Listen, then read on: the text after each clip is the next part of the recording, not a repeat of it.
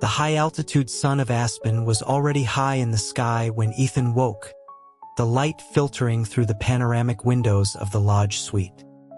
He blinked, disoriented, until the mattress dipped beside him. Liam sat on the edge of the bed, his hand cool against Ethan's cheek as he gently prompted him to wake up. The scattered remnants of the previous night, New Year's Eve, slowly coalesced in his memory. He was in a mountain resort. He turned his head, asking Liam for the time, his voice a dry rasp that surprised them both. Liam quickly fetched a glass of water from the nightstand, guiding a straw to Ethan's lips. He informed him it was already noon, urging him to drink. As Ethan sipped, his eyes drifted over Liam, who looked refreshed and vibrant, a stark contrast to his own depleted state. He pushed the straw away, his gaze turning faintly accusatory. He wondered silently if Liam, his supposed temporary tutor, was just a prodigy at everything he tried. Liam met his gaze, a blush rising on his cheeks as he lightly pinched Ethan's face, asking if he was still going to be difficult. A slow recollection dawned on Ethan. After the clock struck midnight, Liam had tried to get him into the shower, but he'd been preoccupied, determined to tease Liam about the night's marathon, even as his own energy faded. He vaguely remembered murmuring something about being fine and questioning if Liam was on his last legs before everything went blank. He pursed his lips, mortified at the memory of passing out. After a beat of silence, he looked at Liam, affecting a tone of nonchalance to ask if the final count was 8 or 10. Liam was tactful, suggesting it was more like 10-8. The confusion on Ethan's face was so apparent that Liam had to clarify, explaining that he was referring to himself. As Ethan's expression sharpened, Liam quickly amended his statement, saying it was probably about the same. Ethan sank back into the pillows, a faint warmth spreading across his cheeks. He couldn't decide if he was satisfied with that answer. His mind drifted back. It had been incredible, he admitted to himself. Liam might be young, but he was blessed with impressive stamina. The raw, uninhibited energy was potent. So really, Ethan thought he couldn't be blamed for being a little dramatic about it. While Ethan was lost in his reverie, Liam had already called room service, ordering food and asking the front desk to send up some soothing ointment. Hanging up, he turned back, his expression a mixture of embarrassment and concern, and began to ask if Ethan was sore anywhere. He paused, catching the melodramatic look in Ethan's eyes. Ethan blinked innocently, asking what he meant. Liam simply shook his head and said it was nothing, deciding to let the subject drop. When the soup and sandwiches arrived, Ethan managed a few bites to settle his stomach. Afterwards, Liam picked up the small jar of ointment, telling Ethan he needed to check on him. With a quiet sigh of assent, Ethan rolled over, burying his face in the plush-down comforter, giving Liam free rein. Once the cool balm had been applied, he turned back over, peeking from under the covers. He saw that Liam's neck was flushed a deep red, and the hand twisting the cap back onto the jar was slightly unsteady. It was the same shy demeanor Liam had worn the night before, a deceptive prelude to a fierce intensity. Ethan's gaze shifted, and his eyes widened slightly. He saw that even now Liam was ready. Liam followed his gaze, and a wave of heat washed over him. He promised, his voice strained, that he wouldn't bother him. Ethan pulled himself out of his thoughts, sinking back into the quilt to consider the offer. He decided they could be patient, waiting until that evening. He held up 3 fingers, then added a 4th, proposing a more measured pace for the day. He then curled his fingers back into a fist, asking softly if Liam was trying to drain him completely. Liam's lips thinned in a sheepish line. He mumbled that it had been a long time, stretching from last year all the way into this one. Wasn't that enough of a wait? Ethan processed this logic. A memory from the stroke of midnight sharpened in his mind. He recalled Liam holding back, and now he wondered if it had been a deliberate, symbolic act. The sheer theatricality of it was almost too much. After their late lunch and the application of medication, Ethan was still too weak to move. Liam helped him onto the sofa, pulling Ethan's head into his lap to gently massage his aching lower back.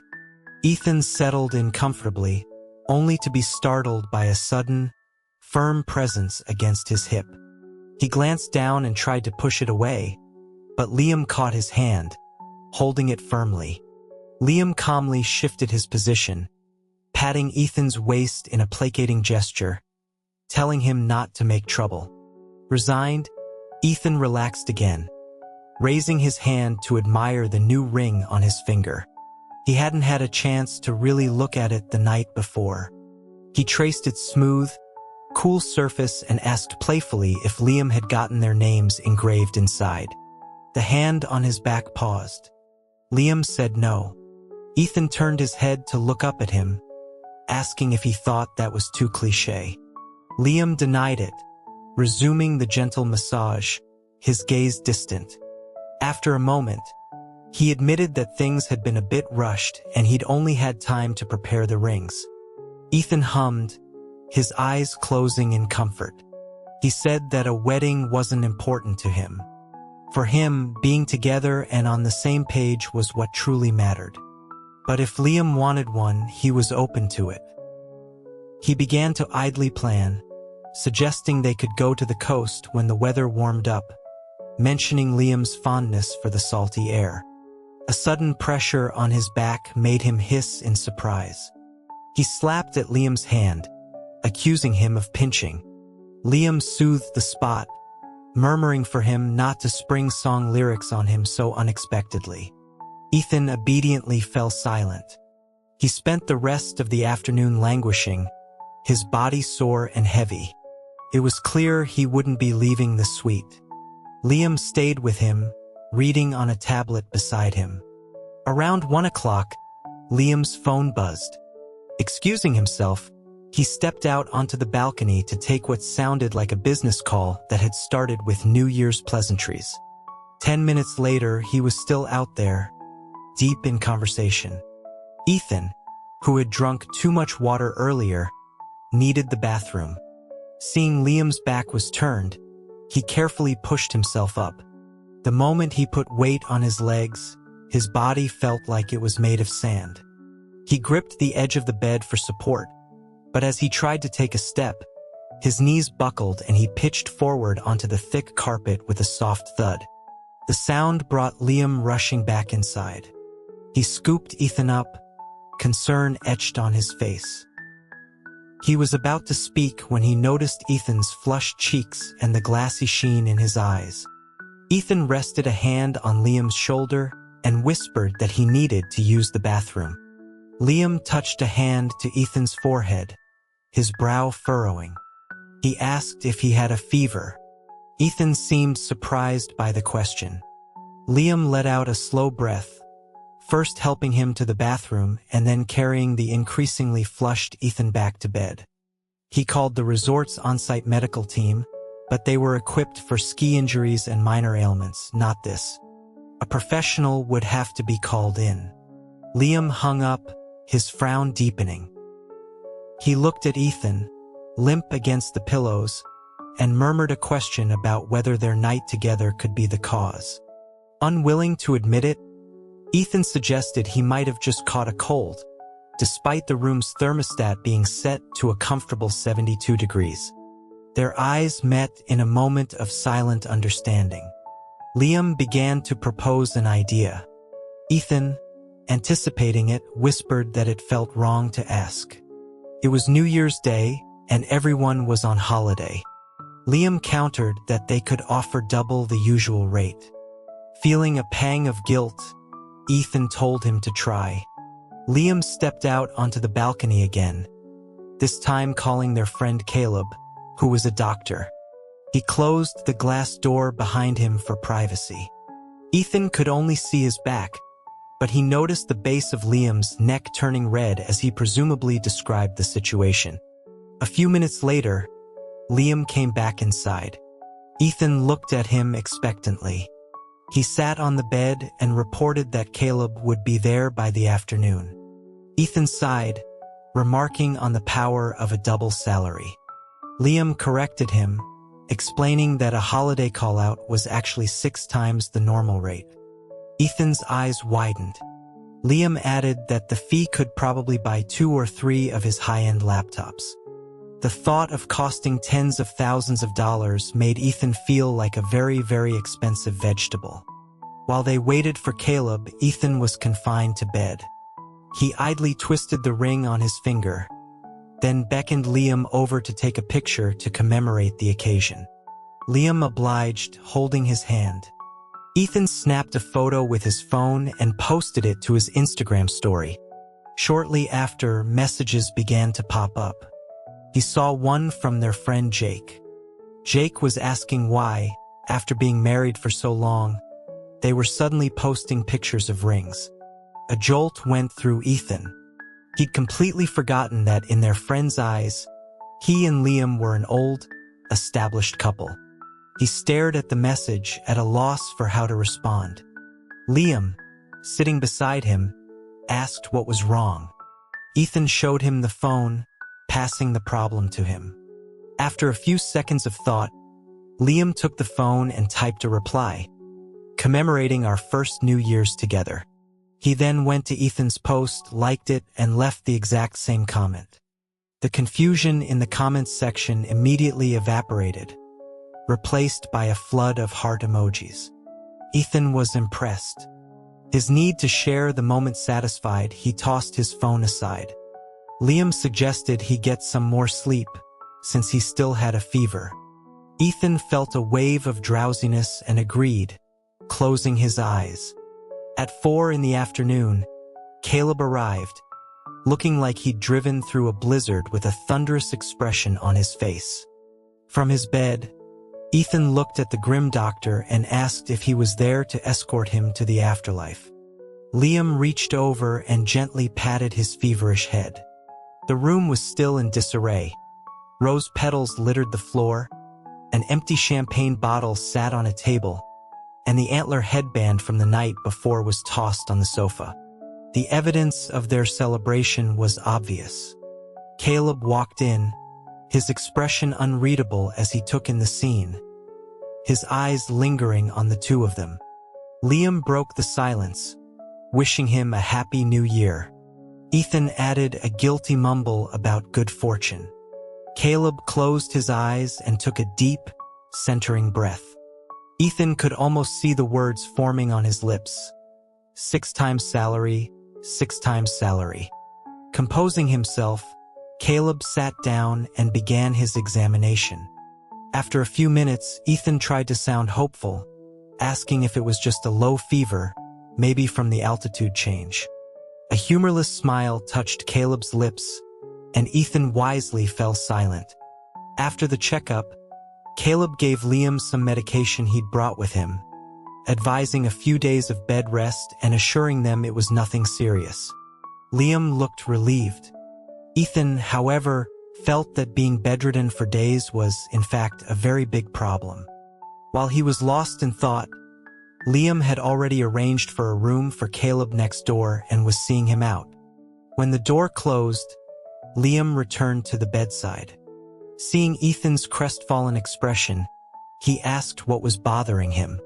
Ethan lamented that if he was stuck in bed, their plans for the evening were ruined. Liam's face grew warm as he assured him they could wait. Ethan grumbled that there was only one position left for him to be in. Liam's lips pressed together again. He tucked the covers around Ethan and picked up the medicine, saying he would check the dosage. Under the combined supervision of Liam and Caleb, Ethan's amorous ambitions were thwarted. He remained in the resort for 3 days, with Caleb on a 6-time salary retainer to oversee his recovery. 3 days later, Ethan was mostly back to normal, and they prepared to head home. This time, Liam didn't stop him from helping pack. Ethan pulled up the photo they had taken on the scenic suspension bridge. He asked if it came out well. Liam glanced down at the phone screen. In the picture, they stood at the center of the walkway, the vast, snow-dusted mountains behind them and a deep, forested valley below. He was holding Ethan tightly, his taller frame looming over him as he leaned in for a kiss, his expression intense and possessive. Ethan's own face was half-turned, his eyelashes casting long shadows on his flushed cheek. A wave of heat washed over Liam, and he quickly took the phone to put it in his suitcase. Ethan noticed his blush and leaned in, teasing that all his employees had probably seen it by now. The handsome face before him turned an even deeper shade of red. After a moment, Liam said quietly to just let them see. Ethan smiled, satisfied with this new, bolder Liam. He turned to pack other items, gathering them in order of perceived importance. The antler headband, the bottle of lubricant, the empty box. When he picked up the bottle, he noticed it was nearly empty. He held it up, shaking it at Liam, accusingly pointing out that Liam had claimed it wasn't 10 or 8 times. He asked if Liam had been sneaking around while he was asleep. Liam looked at him and flatly denied it. Ignoring the bottle held aloft, Liam walked over, took it, and tossed it into the trash, stating that they had simply used too much at once. When Ethan looked at him skeptically, Liam's gaze flickered away. He said, his voice low, that Ethan was too afraid of pain. Ethan's face burned. He stared at Liam for a moment, then leaned in close, his voice a conspiratorial whisper, asking if it was good for him. Liam's breathing hitched. After a long moment, he managed to quiet him. Heart pounding, Ethan pressed closer, all the heat from Liam's body seeming to radiate toward him as he asked for a description. Liam's gaze snapped to his. He reached out, his fingers pinching Ethan's earlobe, his eyes fierce as he told him to stop messing around. Ethan pouted, his pale lips pursed. Liam's Adam's apple bobbed. He relented, leaning in to press a soft kiss to Ethan's cheek. His chest rose and fell as he whispered a single, descriptive word. The word was too quiet for anyone else to hear, but it landed in Ethan's ear with perfect clarity, sending a jolt of heat through his entire body. After a few stunned seconds, he took the antler headband from his hand and placed it on Liam's head, praising him for his satisfactory answer. Liam, dressed in a sharp, tailored shirt and trousers, looked like the epitome of cool asceticism, except for the faint blush still coloring his features. Now, with a pair of antlers perched on his head, he looked down at Ethan. Ethan admired his handiwork, his eyes tracing the line of Liam's handsome face down to his throat. An errant thought popped into his head. If he tied a red ribbon with a little bell around his neck, he would look even more like a reindeer. Just as his imagination was taking flight, a large hand cupped his face, tilting it up. Liam, having regained his composure, told him hoarsely that it was time to check out. Ethan blinked, pulling himself from his reverie with a small sigh of regret. By the time they left the suite, Liam was once again his usual calm, collected self. They met Caleb in the lobby to travel down the mountain together. On the way, Ethan made friendly conversation, asking Caleb if he'd enjoyed his stay. Caleb replied with polite detachment that he had spent time contemplating nature and felt much more at peace. Ethan was pleased, asking if it was true. Caleb confirmed that it was, adding that it helped one feel the insignificance of life and realized that some things just weren't worth getting worked up over. Out of the corner of his eye, Ethan thought he saw both Liam and himself subtly lower their heads. Down in the main hotel lobby, the manager had a car waiting for them. They took it to the gondola station, then rode down the mountain to a private shuttle that took them to the airport. Finally, with the roar of jet engines in their ears, they flew back to the city, carrying a suitcase full of memories and Caleb's newfound philosophical insights. When they arrived home that afternoon, they began to unpack. Ethan took out the box of condoms and counted the remaining few, remarking that it should be enough for a week. Liam glanced over, then gently took him by the back of the neck and moved him aside, questioning how that could possibly be enough. He teased that Ethan required 10 to 8 rounds, which would use them all up in a single day. Ethan lowered his eyes, shyly pleased with the banter. The box was tossed into the bedside table drawer. Liam stood for a moment, then turned back, his tone becoming serious. He stated that, at most, it would be once a week. Ethan feigned disappointment, asking why he wasn't more interested in his body anymore. He clarified that he didn't want to be bedridden again. They could just be more restrained, not so aggressive. Liam seemed to be gathering his thoughts before admitting hoarsely that he had been restraining himself.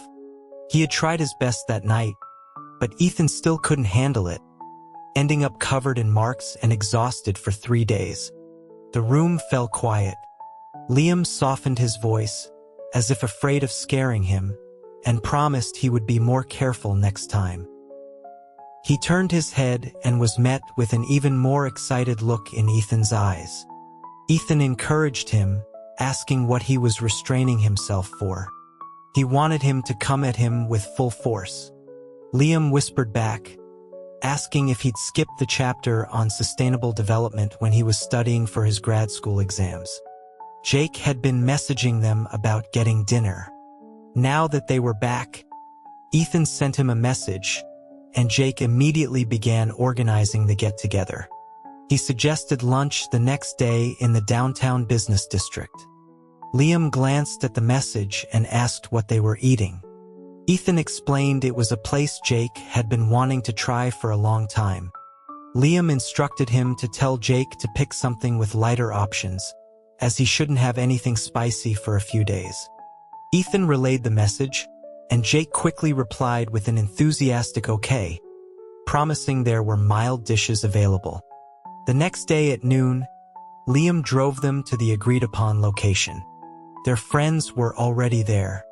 As they approached, Ethan overheard Owen asking Jake why he'd chosen a place in the city center for their first get-together of the new year, instead of a yacht club or a winery. Jake proudly explained that true culinary gems were found among the people. He spotted them and waved them over. After exchanging greetings, Jake started gossiping, asking them how their New Year's Eve in their own private world had been. Liam remained silent, his expression unreadable. Ethan glanced at him and said it had been pretty good, though life had gotten a little stuck at one point. His friends looked at him, confused. As the group walked, everyone noticed the matching rings on Ethan and Liam's hands. Alex pointed it out, asking why he'd never seen them wearing them before. Ethan marveled at how Liam's friends always managed to ask the most awkward questions. Liam gave them a cool, authoritative look and simply asked, "Is there a problem?" Alex immediately backed down, assuring him everything was perfectly fine. Ethan breathed a sigh of relief, then caught Noah looking at them. When their eyes met, Noah gave a small, knowing smile. Ethan's heart skipped a beat. He wondered why Noah was always smiling so silently. They followed Jake to the restaurant. Owen pressed again, asking what kind of place it was that required a group check-in. Jake, beaming, pulled out his phone, explaining that it was a place where all the reviews said you had to bring your friends and family. A strange feeling of dread crept over Ethan. As they turned down a very familiar-looking alley, he froze. At the same time, Liam seemed to pause beside him. Jake was already reading a glowing review from his phone, from a user named Ethan_. The review highly recommended the place and insisted on bringing several friends and family members. Ethan felt his throat tighten. He was the one who wrote that. Liam's gaze fell on him. Jake continued reading, noting that another comment from the same user had been pinned by the restaurant. This one claimed the food was so good he felt sick if he didn't eat it for a day. The other 3 friends let out impressed oohs. They were just a few steps from the small restaurant entrance. Ethan suddenly stopped, clutching his head and groaning. A large hand immediately steadied him. Liam bent over him, and the others turned back in concern. Ethan said weakly that his head was killing him. Liam immediately responded, saying he would take him to buy some painkillers. He told Jake and the others to go on ahead and that they would join them later. The friends agreed, and Ethan and Liam made a swift exit, disappearing around the corner. Once they were out of sight, Ethan straightened up, and Liam released him. They shared a look of mutual understanding. Ethan asked where they were going now. Liam, unbothered, suggested they find another place for lunch, something light. They found a quiet bistro nearby and sat down. After ordering, Ethan looked out the window, wondering aloud if their friends had figured it out yet. Liam noted that they hadn't called, probably waiting for them to walk back into their own trap. Ethan sipped his tea and sighed, remarking that they were all equally devious. After a pleasant meal, they finally contacted their friends. When they met up again, the other 4 looked pale and hollow-eyed. They stared at the rosy-cheeked Ethan and the coolly indifferent Liam. Jake forced a smile, his voice tight with suppressed anger, asking where they had been. Liam, without missing a beat, claimed they had gotten lost looking for a pharmacy and had to eat somewhere else. Jake's voice rose as he asked why they didn't call. Then he caught himself, softening his tone to say what a shame that was, and that they absolutely had to try it next time. Ethan narrowed his eyes, recognizing the trap. He sighed theatrically, saying it seemed like their first dinner of the year was a great experience. Owen made a soft, retching sound, muttering that it was certainly memorable, before Owen elbowed him into silence. Ethan looked at them intently, asking if it was really that good. Jake nodded vehemently. He pulled out his phone and, with a flourish, gave the review from Ethan_H a thumbs up. Nearby, Noah's eyes lingered on the username. He frowned, then shot a suspicious look at Ethan. Ethan guiltily avoided his gaze. He'd almost forgotten about the one genius in the group. Just then, Liam diverted everyone's attention, asking about their plans for the rest of the afternoon. The others exchanged weary glances. They quickly agreed to go to Alex's private theater. It wasn't far. His theater was a high-end establishment with a massive film library, state-of-the-art equipment, and total privacy. It was a frequent gathering spot for them, but this time, it clearly wasn't for a party. As soon as they entered the screening room, the 4 friends collapsed onto the plush reclining chairs. The curtains were drawn, the lights were dimmed, and as soon as a random movie started playing, they all fell asleep in the darkness. Ethan thought to himself that there was no need to be so transparent about their suffering. The movie began and he settled in next to Liam. Neither of them was interested in the film. In the dim light, Ethan leaned against Liam's shoulder, idly playing with his long fingers. Growing bored, he turned and buried his face in the crook of Liam's neck, placing small, pecking kisses there. What started as a casual gesture soon deepened. His heart began to beat a little faster as his lips moved slowly against Liam's warm skin. The air between them grew thick. Liam's hand tightened on his, and he whispered for him not to cause trouble. Their friends were sleeping just a few feet away. One of them shifted uncomfortably in his sleep. Using the faint light from the screen, Ethan looked at Liam's face, so close to his own. In the darkness, their eyes seemed to be the only clear things, and the intensity of Liam's gaze made his heart pound. He leaned in and kissed him. Liam, already on edge, responded instantly, their lips and tongues tangling together. Their breaths mingled, punctuated by small, soft sounds, all while the fear of being discovered by their friends added a secret, thrilling shame to the moment. They kissed for a while until Liam, sensing it would be difficult to stop, pulled away. Ethan, his lips moist and swollen, tried to calm his breathing. He looked at Liam and suggested they get out of there. Let the bright afternoon sun clear their heads. Liam stood up, agreeing that a walk would be nice. He didn't lower his voice, and his words seemed to trigger something in their sleeping friends, who all stirred at once as if startled. A muffled thud came from one of the chairs. Ethan murmured to Liam that they were his friends. After all, just as sensitive as he was. In the dim light, Liam stared at him, asking if that was an insult. Ethan just pointed at the stirring group, as if to prove his point. They left the theater and walked along the downtown Riverwalk. By late afternoon, Ethan's energy was waning again, so Liam drove him home. Their first get-together of the new year had ended in quiet betrayal. They didn't receive a single call from their friends for the rest of the day. Ethan praised their ability to sleep. Liam, less charitable, remarked that they had probably been waiting for them to come back for a long time. That evening after dinner, Liam took a call and then went upstairs to his home office. He sat down, turned on his computer, and began to work, his brow furrowed in concentration. Ethan followed him in, asking if he was back in business too. The two hung in the air, bringing to mind a certain doctor forced to open on a holiday. Liam paused, then confirmed that the holiday was over and work had piled up. They had been gone for nearly 10 days, and at the turn of the year, there was always a backlog. Ethan smiled, telling him to go ahead and make money to support the family.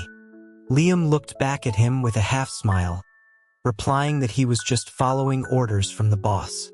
The next morning, Liam left for the office. With his exams over, Ethan was in a state of blissful relaxation. He slept in, and after waking, he remembered the online game he had neglected for weeks. He logged in for the first time in a long while and started clearing out his quest log. As he was running through a solo mission, a friend request popped up. It was from Ryan. Ethan greeted him.